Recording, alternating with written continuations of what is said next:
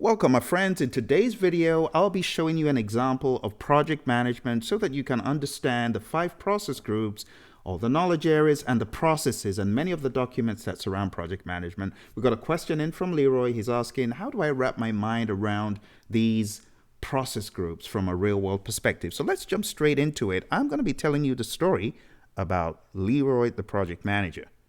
Leroy has been tasked with managing a web design project for a local fashion store known as the PLI fashion store. The project sponsor, Angela, had a clear vision for the website and wanted it to be modern, sleek, and user-friendly. The team members included Alice, Kiara, Phil, Autumn, Uche, Jen, and other individuals, all of whom had extensive experience in web design. Now let's talk about the very first process group. It's known as the initiating process group.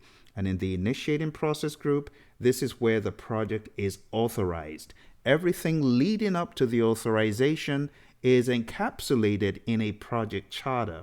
I'm going to show you an example of a project charter. The project charter is a document that authorizes the project, and it allows the project manager to apply resources to the project. As you can see on the screen here, this is a very simple project charter. I have included the bare basics to give you an idea of how this works. You can see the project manager, the project sponsor, the project objectives, to redesign the fashion store website to create a modern and user-friendly website, high-level objectives, high-level scope, not a whole lot of detail, but just high-level information. The deliverables at a high level. The milestones. This is all summary level stuff, right? The budget is given, the stakeholders are named, the assumptions at a high level, some constraints at a high level, and some sign-off. You don't even need to include those. Those could exist in a separate document. So this doesn't have to be a humongous document. You can see here in my example, I've included just 3 pages, and that is the project charter. Now, something else that happens in the initiating process group is the fleshing out of the assumptions and constraints that you saw in the project charter. Those actually live in an assumption log. So the assumption log is something else the project manager should work on. The project manager can begin working on this in initiating, but this will live all throughout the project and it will continue to be updated. So let me show you an example of that. This is the assumption log, and you can see here the assumptions. The project team will have access to all necessary software and hardware tools required for the website development and testing. It's an assumption. It's something that you have considered to be true, but watch this, without proof. So assumptions do not need proof. They're just things that you consider to be true. And here we have a list of assumptions. You know, the website will be compliant. The website will be free. These are all assumptions, things that we consider to be true without proof. So my friends, as we proceed on this journey of the web design project, there are other areas of knowledge and other process groups that we need to talk about. So why don't we advance the conversation further and talk about this web design project in a little bit more detail. So the story continues. The web design project is in its initiating stage. The project charter has been developed.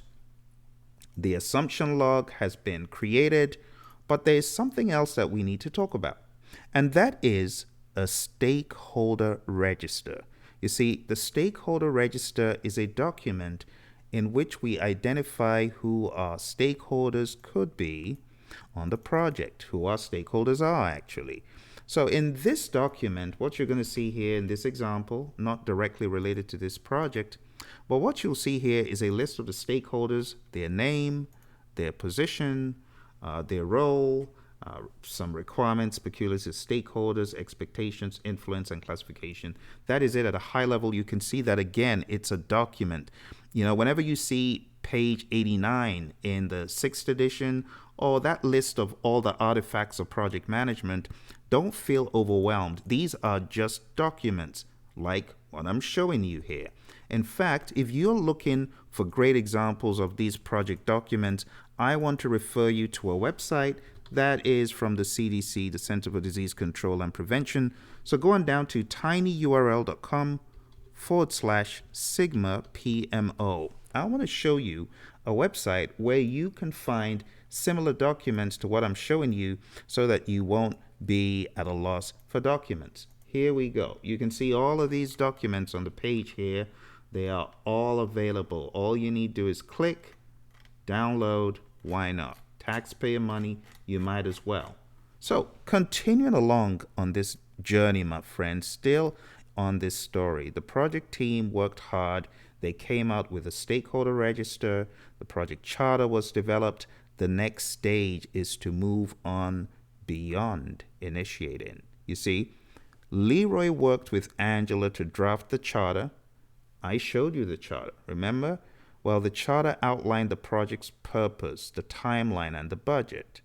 They also identified Jan and Shona as the primary customers for the website.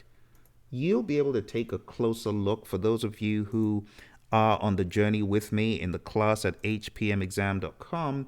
You will be able to see closer the details in the charter, and you can see here we have our stakeholders, we've identified the customers, and this is what the project manager does. The project manager works with the sponsor, creates the charter, identifies stakeholders. That's what we do in initiating, okay? So moving on, we're going into the planning process group. Once the project charter is developed, Leroy and his team begin the planning phase. They create a detailed work breakdown structure to define the project's deliverables, and they break them down into smaller, more manageable tasks. The WBS helps the team understand the scope of the project and develop a detailed project scope statement for this web design project. You got to remember that the stakeholders really want to see excellent work. So they went quite far and wide to create a project management plan. And I'm going to show you how they fleshed out this project management plan.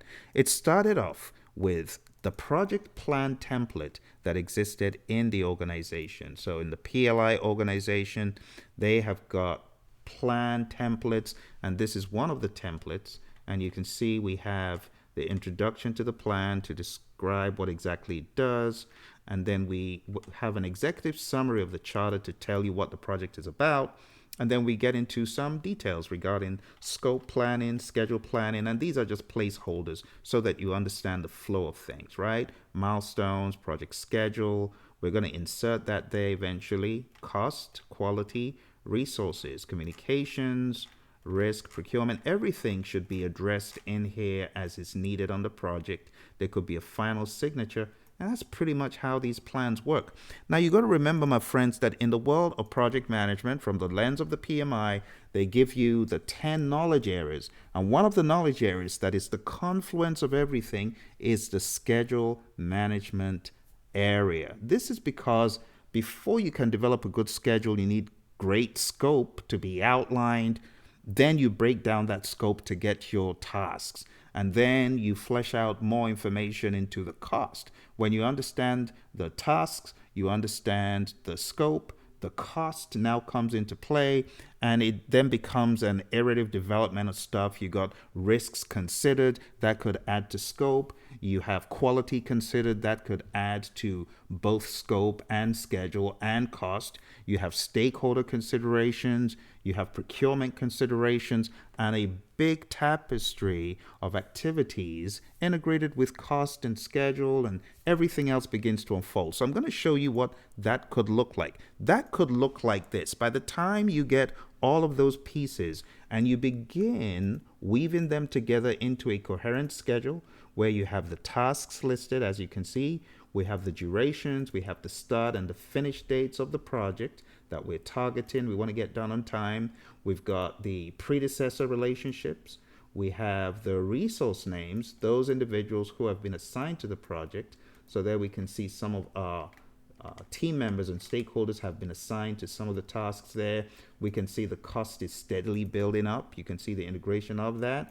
And then you can also see the Gantt chart. The Gantt chart view is an interpretation of the schedule that just shows you how the different tasks are woven together.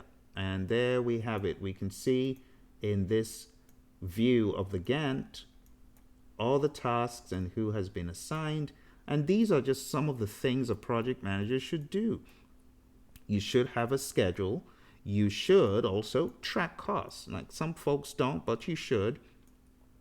If this schedule were to start, you should also include the percent complete so that you can begin tracking your work. So let's go to that very first task. So if this task is 100% complete, you're going to see there's the progress bar, and that task is done. So you can see, as a project manager, you should be integrating all of the knowledge areas. You have your project management plan. Your project management plan is broken down into the different areas, and then you've got a schedule. That's the confluence that brings it all together. You can see your schedule. You can see some of the scope at the higher levels, which we call work packages. You can even see a schedule baseline if you wanted to. You could see a cost baseline if you wanted to. And everything is woven together, all right? So the story unfolds. The story continues to unfold. These folks are working as hard as they can. They're using a combination of methods. They're using some predictive. They're using some agile. And they're working quite proactively to get this website done. And when the project charter, like I said, has been approved and the planning has been done, the team ends up with that solid plan that includes communication, risk, quality, everything, right? They also, remember, have got a stakeholder engagement plan that tells them how to engage a stakeholder. Then the next step is they move into executing. They move into executing the plan. With the project management plan in place, the team begins the executing stage. And in executing, Alice and Kiera, they focused on the website design and the user interface, while Autumn and Uche worked on the website's functionality and the back-end development. So one of the things you need to remember in executing, it looks a little bit invisible to you as the onlooker, but those involved on the project, they're working. If you look at that infamous table on page 25 of the 6th edition, you see schedule, scope, cost, and you don't see anything in executing. And there's a tendency to think, oh, what's the team doing here? Trust me, they're executing. They're carrying out the plan. And you see that in the direct and managed project work process and many of the other processes in executing. So don't for a second think the team isn't working. They're working hard. So they're building the interface. They're working on the UX. They're doing everything, the coding on the back end. They're working on integrating assets and artifacts that might be external. So they're really trying their best to work on a website that brings in all the ingredients that the customer is looking for. Remember, they want to take their sales up. They're working on a fashion website. So they've got a lot of parameters, the different sizes of clothing, the different articles, the distribution channels. They've got a lot to do, not to mention the integration of the financial databases and the cost side of things. So they've got their work cut out for them. So let's continue along the journey. So the team is working, they're really developing this site, putting their best foot forward. And during this stage, of course, the team usually faces a few challenges, right? Jenna and Shona, they've got different ideas about what the website should look like, and they frequently change their minds about certain design elements. This required the team to be flexible and adapt to their changing requirements. Remember, I told you in the world of Agile, we've got to be flexible, we've got to continuously plan, we've got to continuously move things around. So this, to be quite honest, was done in a more hybridized way. Now, smack dab on top of all of this stuff, we can also talk about the aspect of monitoring and controlling, because contrary to what a lot of people think when they read the PMBOK guide, they think everything is sequential, initiating, then planning. There's actually overlap. So you might want to look out for one of my videos where I talk about the overlap. But there's overlap between all of these things. And this overlap means monitoring and controlling is smack dab on top of everything else. So while this awesome team is doing their best and putting things together, bear in mind that executing is overlapped with the monitoring and controlling. So as they're working, they're checking. Leroy, the project manager, is checking. They're working, they're checking. They're working, they're checking. And sometimes the project manager can almost lose his or her mind as they're checking and trying to do so many things to keep the project on track. Talk about multitasking. Talk about poor Leroy. He knew he was working nonstop in the vehicle, at the desk.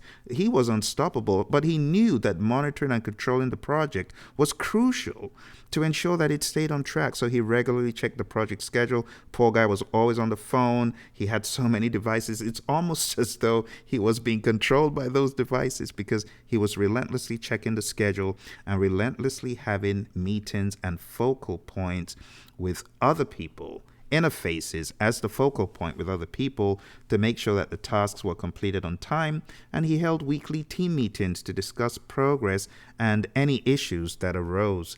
The team also regularly updated the risk register to identify and manage potential risks. So when we talk about the aspect of risk and we talk about the aspect of monitoring and controlling, I'm going to show you the risk management, the risk register and the risk management plan templates so that you begin to get an idea of how this works. So remember, in the very beginning, I told you about risk management, and in risk management, we have a risk management plan. It's like a plan for nothing but risk. I'm going to show you an example of how that could look.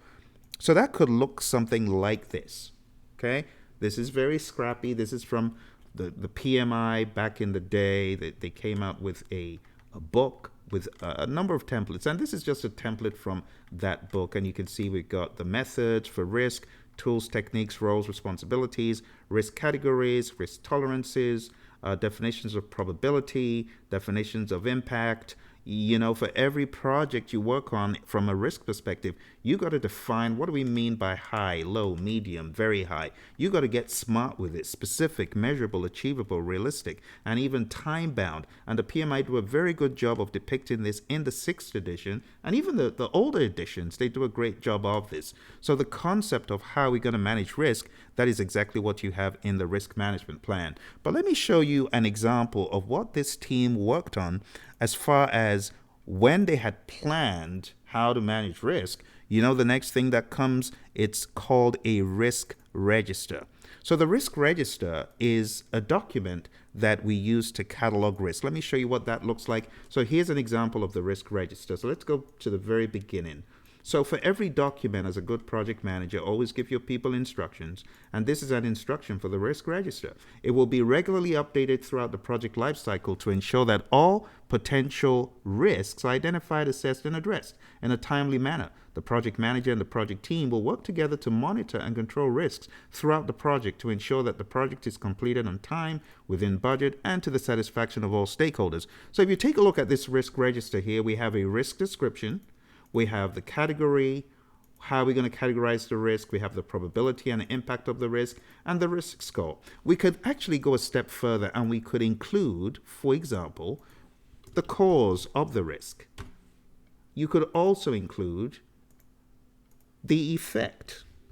So we have like a cause, risk, and effect. And this is the model that the PMI advocates. So if you were not already aware of this, let me make you aware, the cause, risk, effect. Why? Because if you know the cause of a risk, you can attack several risks knowing that they have the same cause. And then as far as the effect, it's a description of what effect it will have. So technical issues with the website, that's not enough. What will it do? It could lead to schedule delay and customer dissatisfaction.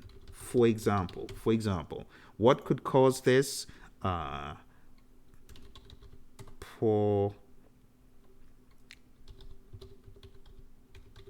technical insights and planning, for example. But that is how a risk register should be created. It should be the cause, the risk, the effect.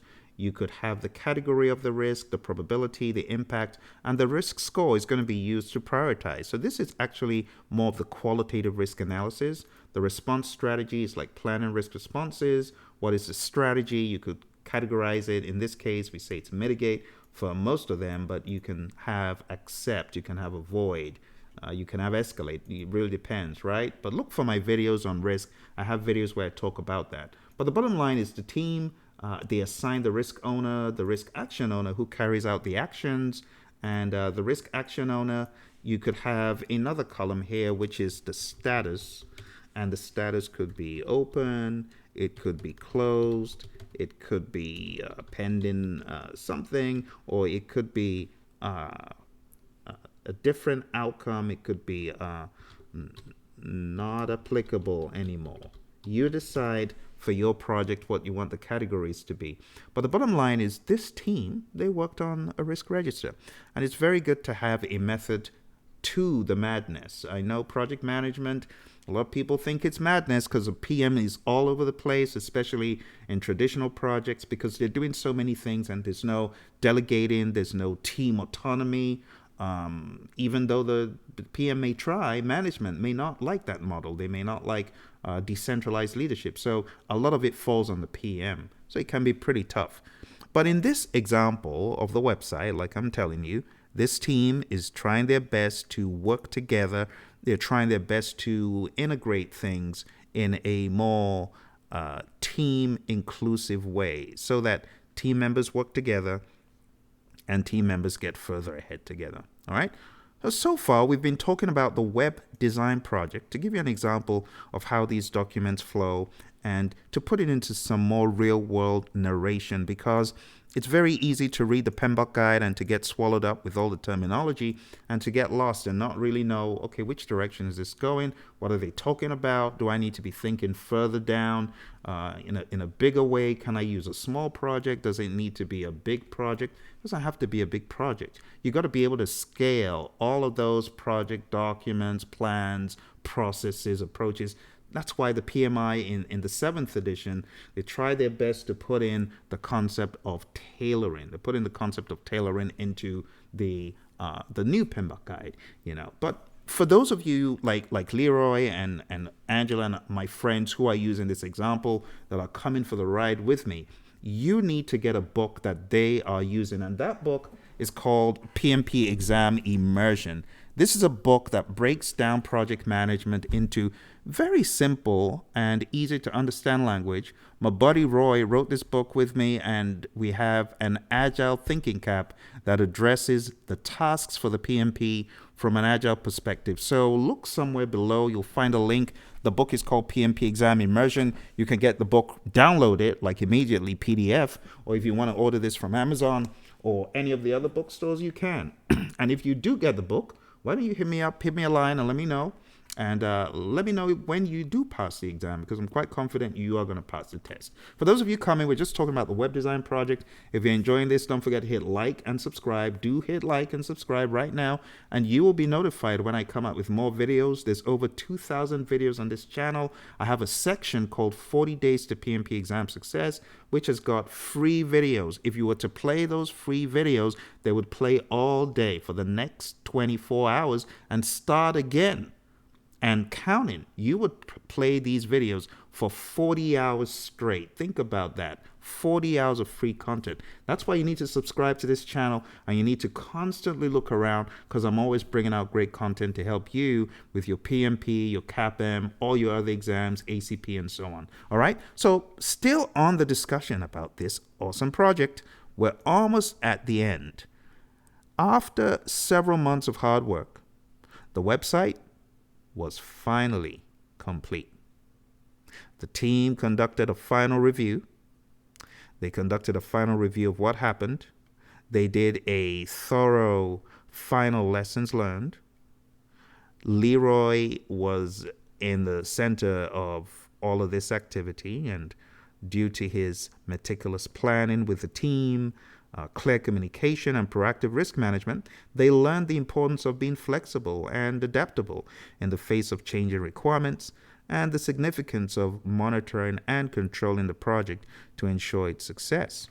So, my friends, whenever you are in doubt and trying to wrap your mind around the PMBOK guide, the process groups, I invite you to re-watch this video.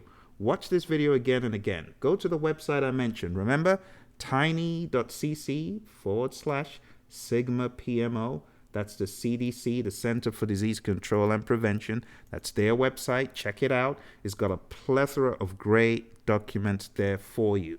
The other place I want you to check out is on the Praizion channel, and I'm going to show you where you need to go.